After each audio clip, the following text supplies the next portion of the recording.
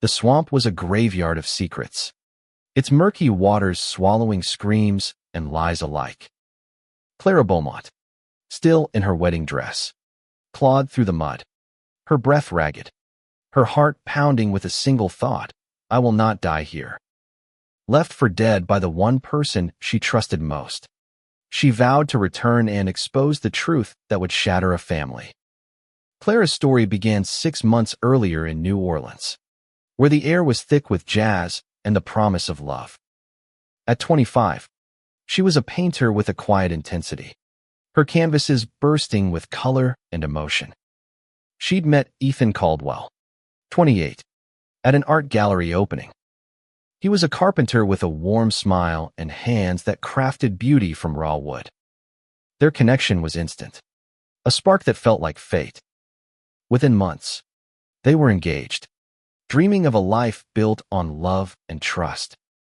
But Ethan's mother, Margaret Caldwell, a 62-year-old matriarch with a sharp tongue and sharper ambitions, had other plans. Margaret's mansion in the Garden District was a monument to her control. She'd raised Ethan alone after his father's death, her wealth tied to a family real estate empire. To her, Clara was an outsider, a threat to the legacy she'd spent decades protecting. You're not one of us, Margaret told Clara at their first meeting, her voice cold as the marble floors. Clara brushed it off, believing love would conquer all. She was wrong. The wedding was set for a humid June evening at a historic plantation just outside the city. Clara's dress, a flowing gown of lace and silk, felt like a second skin as she walked down the aisle. Ethan's eyes glistened with pride, and for a moment, the world was theirs. Margaret stood in the front row, her smile tight, her eyes unreadable. After the vows, she pulled Clara aside, insisting on a private family tradition.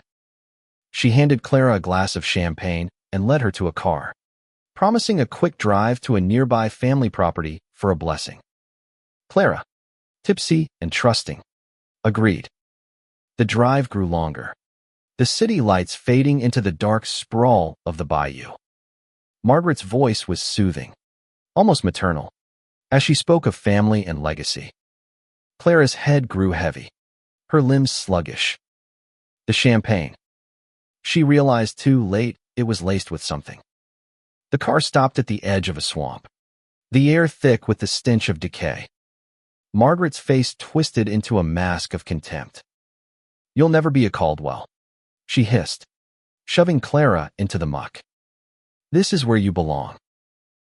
Clara awoke face down in the swamp, her dress heavy with mud, her body aching.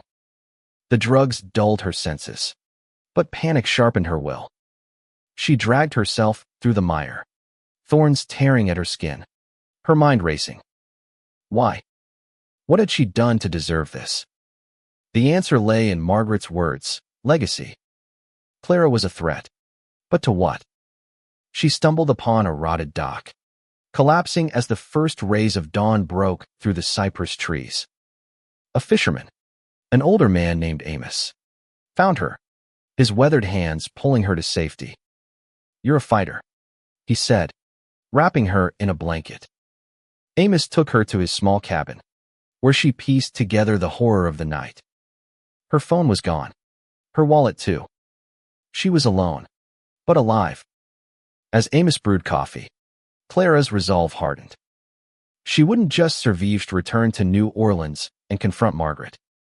But first, she needed answers. Why had Margaret tried to kill her? What was the secret she was so desperate to protect? Clara stayed with Amos for 2 days, regaining her strength. He shared stories of the swamp, of people who'd vanished in its depths, their secrets buried with them. Clara confided in him about Ethan, her love for him, and Margaret's betrayal. Amos listened, his eyes kind but wary. Folks like her don't act without reason, he said. You gotta find her why. Clara nodded, her heart heavy with both love and rage. She borrowed Amos's old truck and drove back to the city, her tattered dress a badge of survival. Back in New Orleans, Clara went straight to Ethan's workshop. He was there, sawdust in his hair, his face pale with worry. "Clara," he gasped, pulling her into his arms. "Where were you? I thought you left me." Margaret had told him Clara had run off, overwhelmed by the marriage. The lie was meticulous, designed to break them apart. Clara told him everything is champagne, the swamp, his mother's cold words. Ethan's face darkened, torn between disbelief and fury. "She's my mother," he whispered, but his grip on Clara tightened. "We'll find the truth. Together." They began digging into Margaret's past, starting with the family's real estate empire. Clara's artist's eye noticed something odd in the wedding photos, a locket Margaret wore, engraved with initials that weren't hers or Ethan's father's. It was a clue, a thread to unravel. They visited the city archives, combing through old property records. What they found shocked them, a deed to a swamp plot, buried under layers of shell companies, tied to Margaret's name and a death certificate for a woman named Lillian, dated decades ago. Lillian. The name echoed in Clara's mind. Who was she?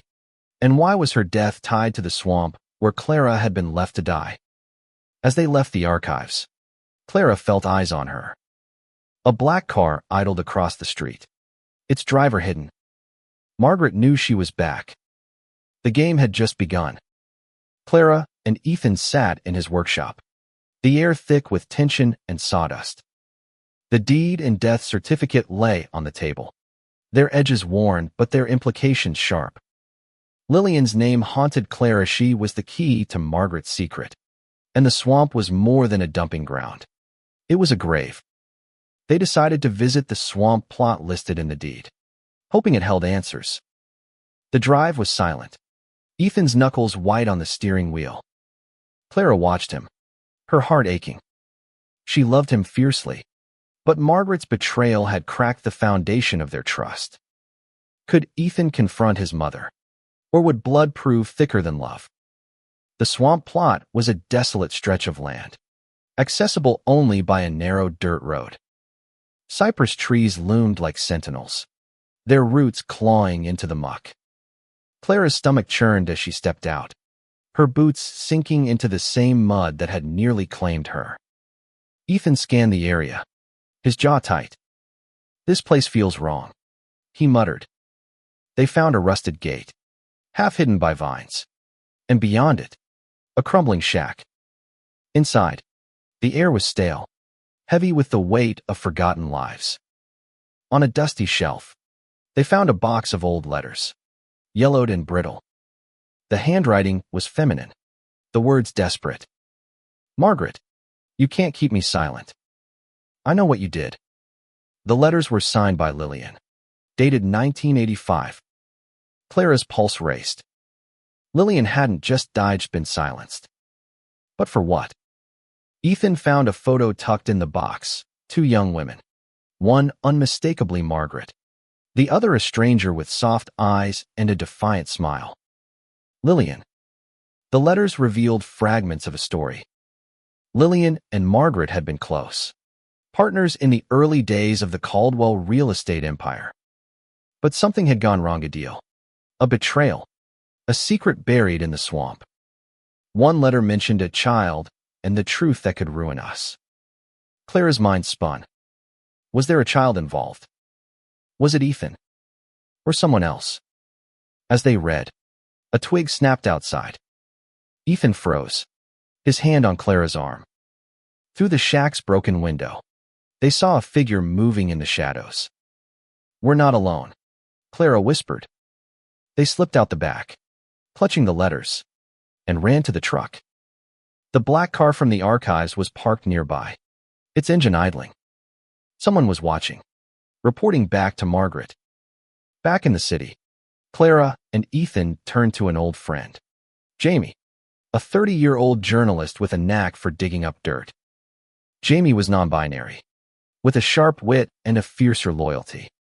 They'd known Ethan since college and embraced Clara like family. Over coffee in a dimly lit cafe, Clara recounted her ordeal, her voice trembling but resolute. Jamie's eyes narrowed. Margaret's got power, but power leaves a paper trail. Let me dig.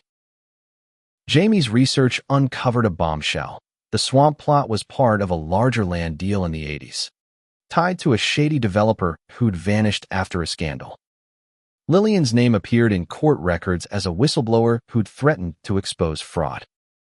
The day before her death, she'd met with Margaret. The official report called it an accident. Lillian drowned in the swamp. But Clara knew better. Margaret didn't just let Lillian die. She ensured it. Ethan struggled with the truth. She's my mother, he said again, his voice breaking. Clara took his hand, her own pain secondary to his. She tried to kill me. Ethan, what else is she hiding? He nodded, tears in his eyes, and agreed to confront her. They planned to visit Margaret's mansion, but Jamie warned them to be careful. She's not just a mother-in-law. She's a predator. The confrontation was set for the next evening. Clara dressed in jeans and a sweater, her wedding dress now a relic of betrayal. Ethan's face was a mask of resolve, but his hands shook. As they approached the mansion, Clara noticed the locket on Margaret's neck in a family photo on the wall. The initials L.M. burned into her mind. Lillian Monroe, the woman Margaret had erased. Margaret greeted them with a smile that didn't reach her eyes. Clara, darling, you look resilient. Her tone was venomous. Clara didn't flinch. I survived your swamp. Margaret, now tell me about Lillian. The room went still. Margaret's face paled, but she recovered quickly. You're meddling in things you don't understand. Ethan stepped forward. I deserve the truth. Mom. Who was Lillian? What did you do? Margaret's composure cracked, her voice sharp. You're my son. Don't question me. But Clara saw fear in her eyes. They were close, too close. As they left, Clara slipped one of Lillian's letters into her pocket. The fight was far from over. The letter in Clara's pocket felt like a grenade, its words a ticking countdown to the truth. She and Ethan returned to his workshop, where Jamie was waiting, their laptop open to a database of old newspaper clippings. The headline from 1985 screamed, "Local woman drowns in tragic accident." Lillian Monroe, 32, had been found in the swamp. Her death ruled accidental. But the letters told a different story, one of betrayal, greed, and a secret worth killing for. Jamie's digging revealed more. Lillian had been Margaret's business partner, but also her lover. In the 80s, their relationship was a secret, hidden behind the facade of a ruthless real estate empire. Lillian's letters hinted at a child born from their union, a child Margaret had erased from her life to protect her reputation. Clara's heart sank. Was Ethan that child? Or was there another, hidden in the shadows of Margaret's past? Ethan was unraveling. She never told me about Lillian, he said, his voice raw. What else don't I know? Clara held him, her own fear mingling with his pain. They needed proof, something to tie Margaret to Lillian's death and Clara's attempted murder. Jamie suggested tracking down the developer from the 80s scandal, a man named Victor Hayes. He'd disappeared after Lillian's death, but rumors placed him in a small town in Mississippi. The drive to Mississippi was tense, the weight of their discoveries pressing down. Clara clutched the locket photo they'd found, its initials a constant reminder of Lillian's ghost. In a rundown diner, they found Victor, now 70, his face lined with regret. He spoke in hushed tones, glancing over his shoulder. Margaret was ruthless. Lillian wanted out, wanted to expose the fraud.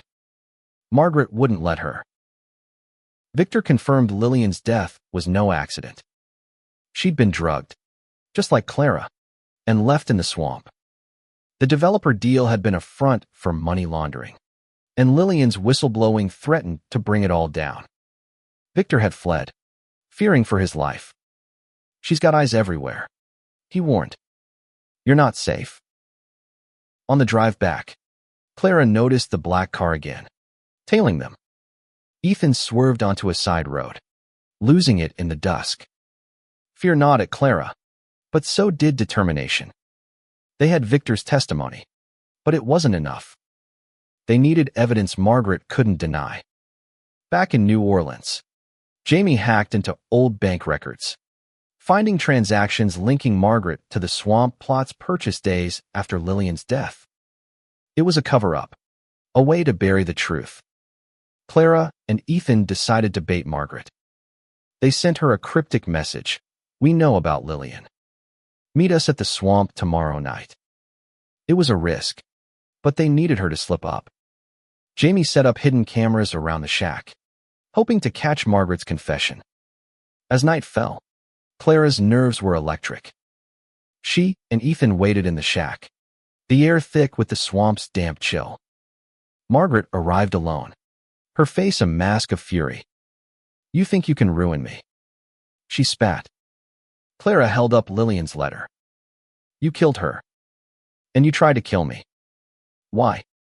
Margaret laughed, cold and hollow. Lillian was weak. She wanted to destroy everything we built. You're just like her, nosy, disposable. Ethan's voice shook. Was I your son with her? Tell me the truth. Margaret's eyes flickered, but she didn't answer. Instead, she pulled a gun from her coat. Clara's heart stopped. The cameras were rolling, but would they survive to use the footage? Margaret's finger tightened on the trigger. You should have stayed in the swamp, she said. A rustle in the bushes broke the tension. Amos, the fisherman, emerged, his shotgun raised. Drop it, lady, he growled. Margaret froze, her plan unraveling. Clara seized the moment, grabbing the gun as Ethan tackled his mother. They tied her hands, her curses echoing in the night. Amos nodded at Clara. Told you, you're a fighter. The cameras had caught everything Margaret's confession, her attempt to kill again. But the question of the child lingered, a wound that wouldn't close. As they drove back to the city, Clara held Ethan's hand, knowing the hardest truths were still to come. Margaret's confession played on a loop in Clara's mind as they handed the footage to Jamie. The swamp's darkness clung to her, but the truth was finally within reach.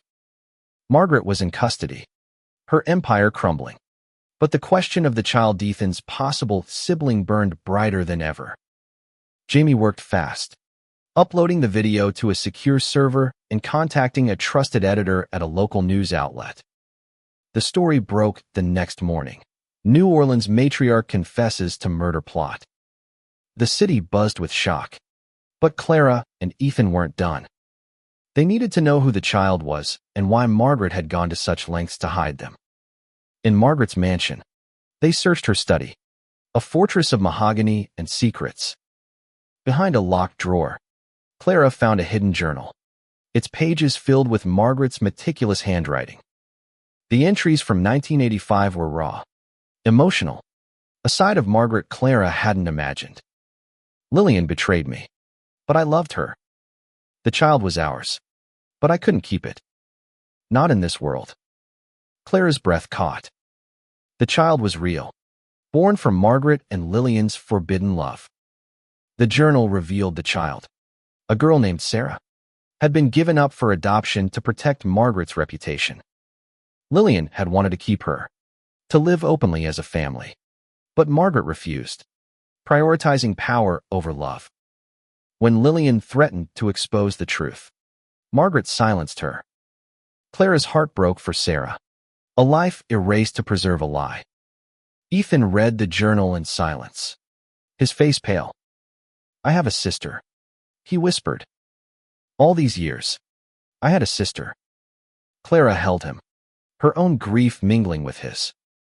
They vowed to find Sarah, to give her the family she'd been denied.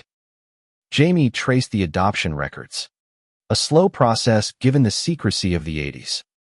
They found a lead, a woman named Sarah Monroe, 39. Living in Baton Rouge. Working as a librarian. Clara and Ethan drove to Baton Rouge, their nerves frayed. Sarah's small house was cozy, lined with bookshelves. When she opened the door, Clara saw Lillian's eyes soft, defiant, alive. Sarah was wary but invited them in. Over tea, Clara explained everything: Lillian's love, Margaret's betrayal, the swamp. Sarah listened, her hands trembling. "I always knew I was adopted," she said. "But I didn't know this." Sarah had grown up in a loving home, but always felt a piece missing. She had no idea her birth mother had been murdered, or that her other mother was a monster. Ethan reached for her hand. "You're my sister," he said, his voice breaking. Sarah's eyes filled with tears, but she pulled back. "I need time," she said. "This is too much." Clara understood. She'd survived the swamp, but Sarah was navigating her own kind of darkness. They left her with the journal and a promise to stay in touch. On the drive back, Ethan was quiet, processing the weight of his new reality. Clara felt the same pull of love and loss. They were rebuilding, but the scars would remain. Back in New Orleans, the media frenzy grew. Margaret's trial was set, and Clara was called to testify. She dreaded reliving the swamp, but she knew her story could inspire others. Jamie helped her prepare, their friendship a lifeline. The night before the trial, Clara painted a vibrant canvas of the swamp, not as a grave, but as a place of survival. It was her way of reclaiming her story. The trial was a spectacle, Margaret's cold demeanor cracking under cross-examination. Clara took the stand, her voice steady as she recounted the champagne, the swamp, the betrayal. The courtroom gasped at the footage of Margaret's confession. Ethan sat in the gallery, his eyes locked on Clara, proud and heartbroken. As the trial progressed, Clara and Ethan grew closer to Sarah. She began visiting, sharing stories of her life. The bond was tentative but real, a family forged from pain. Clara felt a flicker of hope. Margaret's secret had torn them apart, but love was stitching them back together. Yet danger lingered. A threatening note arrived at Ethan's workshop. "You'll pay for this." It was unsigned, but Clara knew Margaret's reach extended beyond prison. Someone was still protecting her legacy. Clara tightened her grip on Ethan's hand. They'd survived the swamp. They'd survive this too. The note's jagged handwriting sent a chill through Clara. Someone was watching. Someone tied to Margaret's web. The trial was nearing its end, but the threat felt closer than ever. Clara and Ethan moved into Jamie's apartment for safety, their lives now a tangle of love, fear, and the relentless pursuit of truth. Jamie's research uncovered a new lead, a former associate of Margaret's, Paul Dempsey, a lawyer who'd handled the swamp plot's paperwork. Now 65, Paul lived in a gated community outside New Orleans. Clara and Ethan visited him, hoping for answers.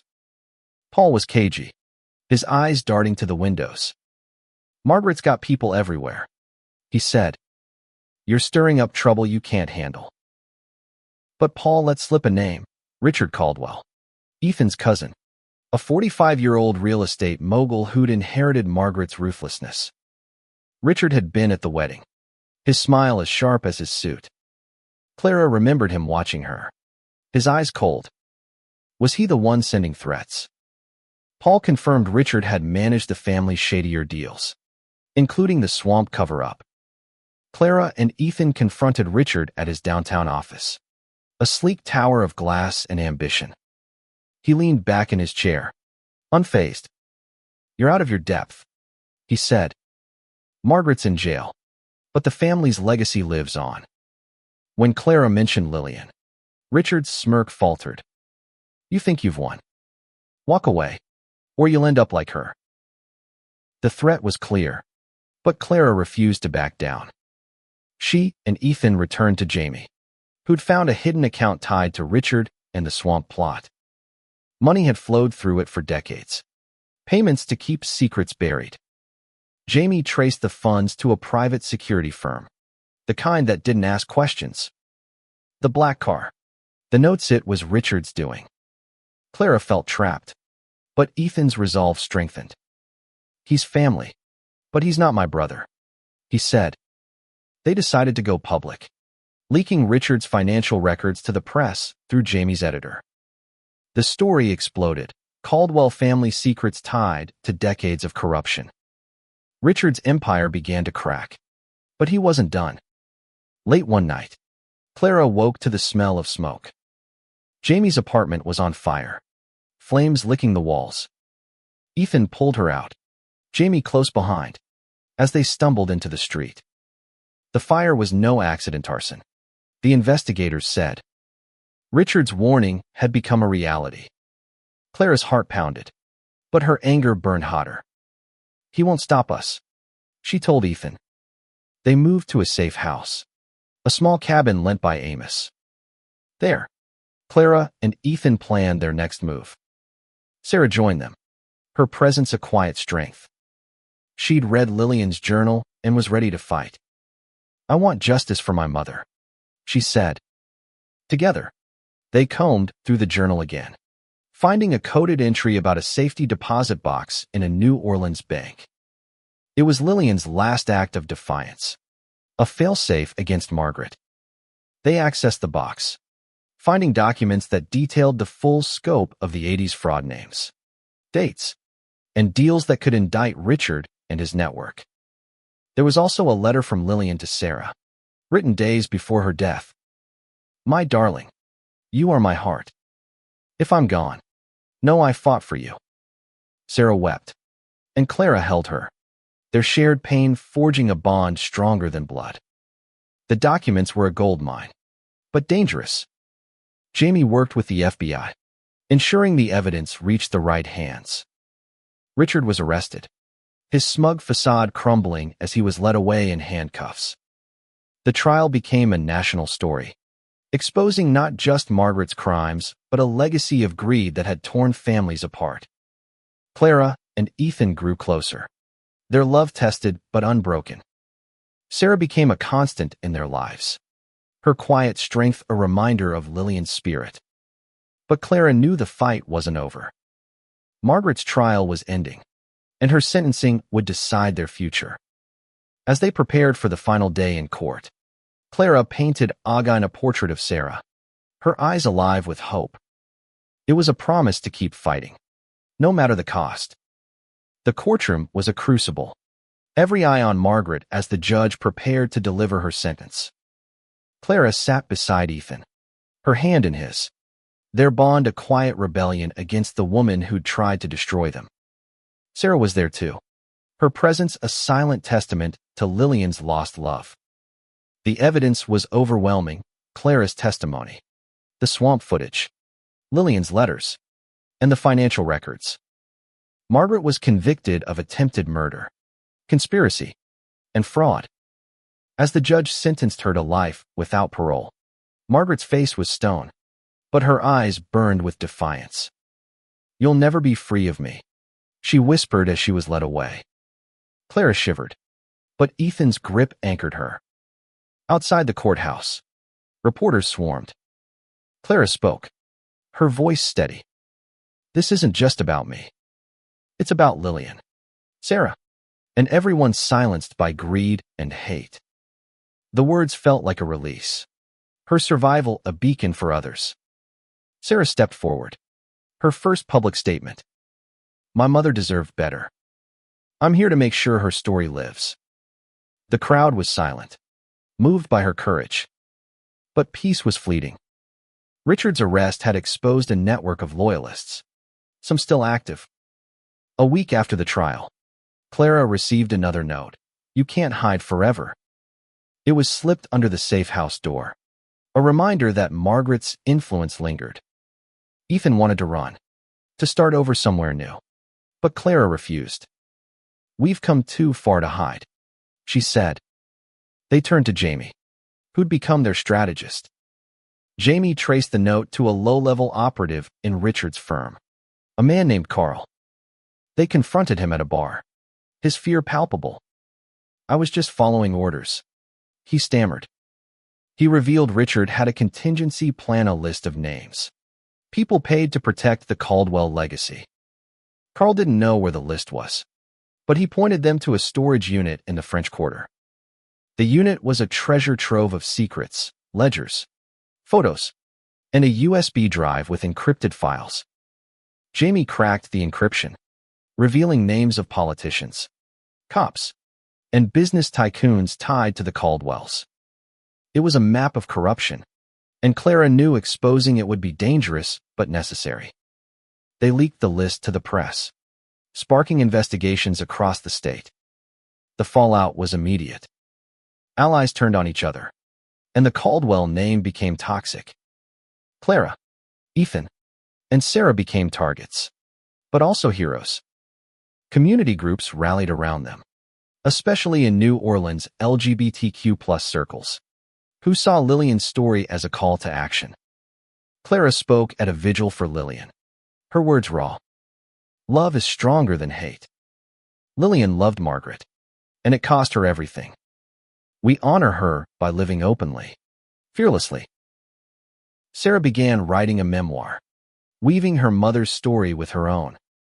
Ethan helped, his carpentry skills now crafting a home for the three of Thema's small house in the Bywater, filled with light and art. Clara's paintings lined the walls, each one a step toward healing. But the threats didn't stop. A brick crashed through their window one night, a note tied to it, "You're next." Amos offered his cabin again, but Clara had a different plan. She wanted to face the threat head-on. With Jamie's help, they set a trap, luring the operative to a public park.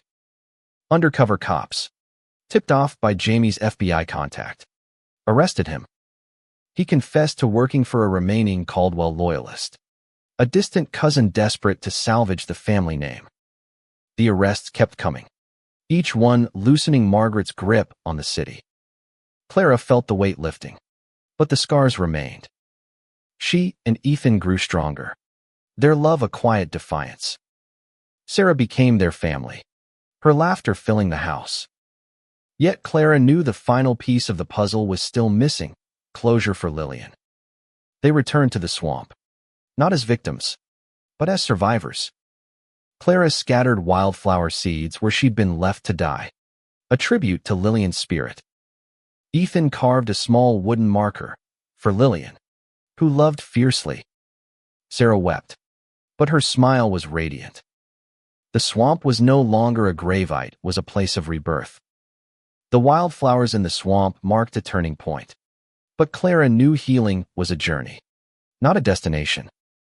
She, Ethan, and Sarah settled into their Bywater home, a sanctuary built on love and resilience. Yet the shadows of Margaret's legacy lingered, a reminder that truth came at a cost. The media frenzy grew, with Clara, Ethan, and Sarah at its center. Documentaries and podcasts dissected the Caldwell scandal, but Clara focused on the personal. She and Sarah started a foundation in Lillian's name, supporting LGBTQ+ youth and victims of family betrayal. At their first fundraiser, Clara spoke, her voice steady. "We're here to turn pain into purpose.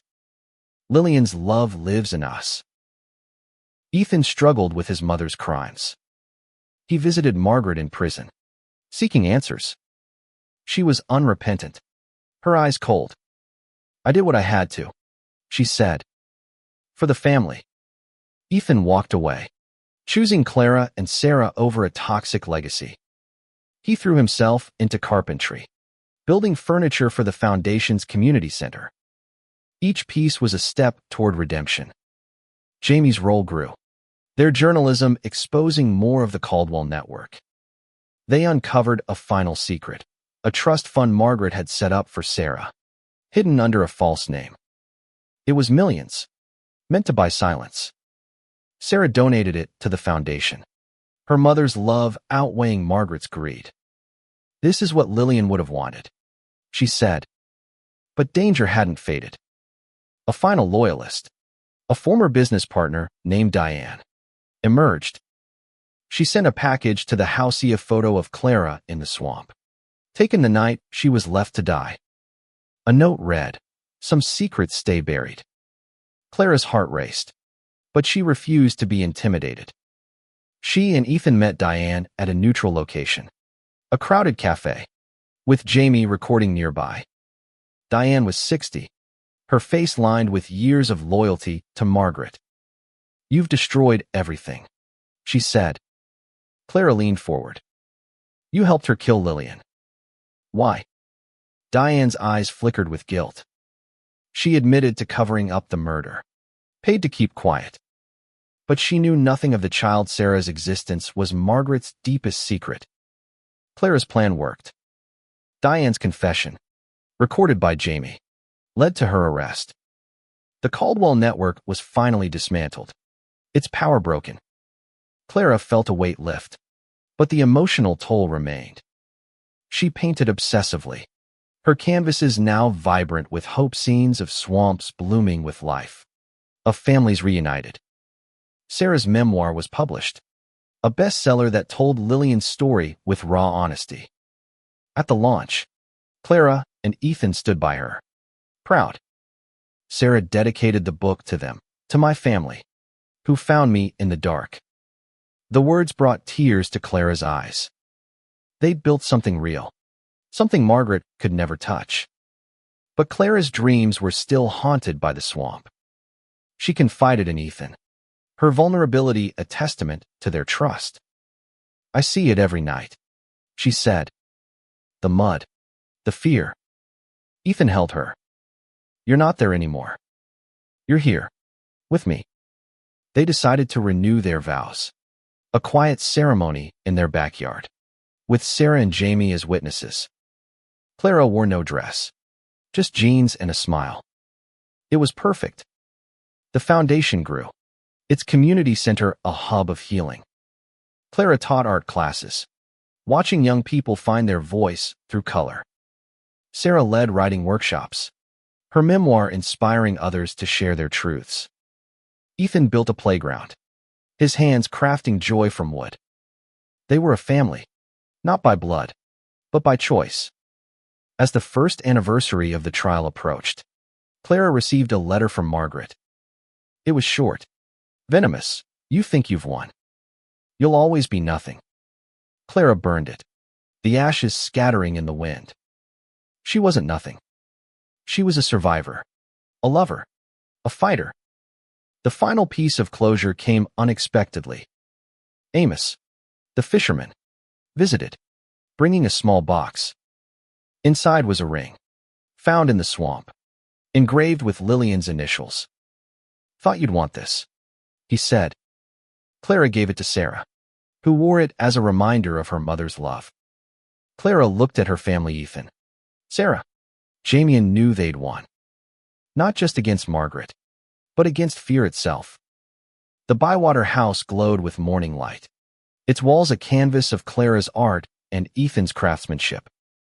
A year had passed since the trial, and the scars of the swamp were fading, replaced by a life built on love and truth. Clara stood in the kitchen, watching Ethan and Sarah laugh over coffee. They were her family, forged in fire, unbreakable.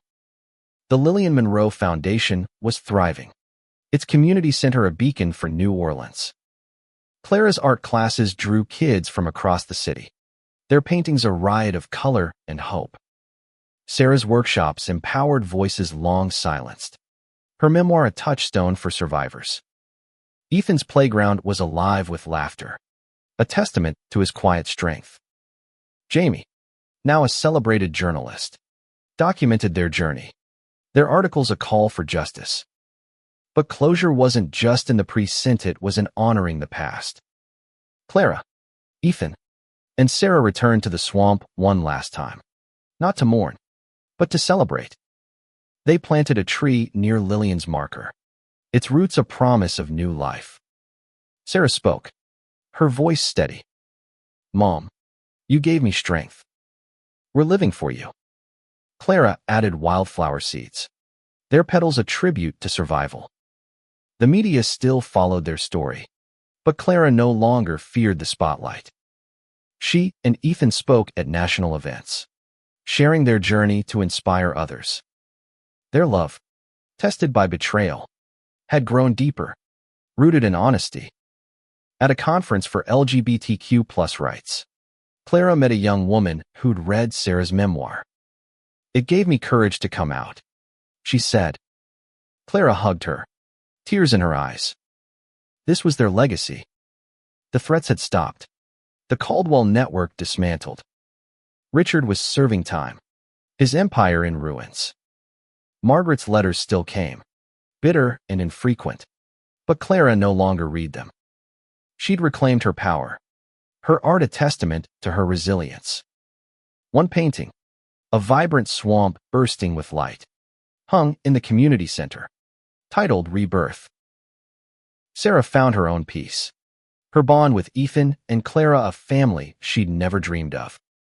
She wore Lillian's ring daily, a reminder of love's endurance. At the Foundation's anniversary gala, she announced a scholarship in Lillian's name for queer youth pursuing their dreams. The crowd cheered, and Clara felt her heart swell. They'd turned pain into purpose. Ethan proposed a new project, a community garden at the center, a place for healing through growth. Clara loved the idea, her hands soon dirty with soil beside his. They worked side by side, their love a quiet force. Jamie, ever the planner, organized volunteers, their laughter filling the air. Amos visited, his gruff smile a reminder of the swamp's unlikely hero. One evening, Clara found an old sketch she'd made of Ethan the night they met, his smile bright even in pencil. She showed it to him, and he pulled her close. "We made it," he said. She nodded, her heart full. They'd survived not just the swamp, but the lies, the threats, the pain. The gala was their triumph. Clara wore a simple dress, no trace of the wedding gown that had nearly become her shroud. Ethan stood tall, his hand in hers. Sarah spoke, her voice a beacon. "We're here because love wins. Not just romantic love, but the love of family, of truth, of justice." The crowd roared, and Clara felt Lillian's spirit in the room. As the night ended, Clara stepped outside, the stars bright above New Orleans. She thought of the swamp, once a place of death, now a symbol of life. She'd been left to die, but she'd returned alive, fierce and whole. Margaret's secret had been exposed, not just to the world, but to the family she'd tried to destroy. Clara, Ethan, and Sarah stood together, their hands linked. The swamp was behind them, but its lessons endured. Love was worth fighting for, truth was worth dying for, and family was worth building. They'd exposed the darkest secret and found light in its ashes.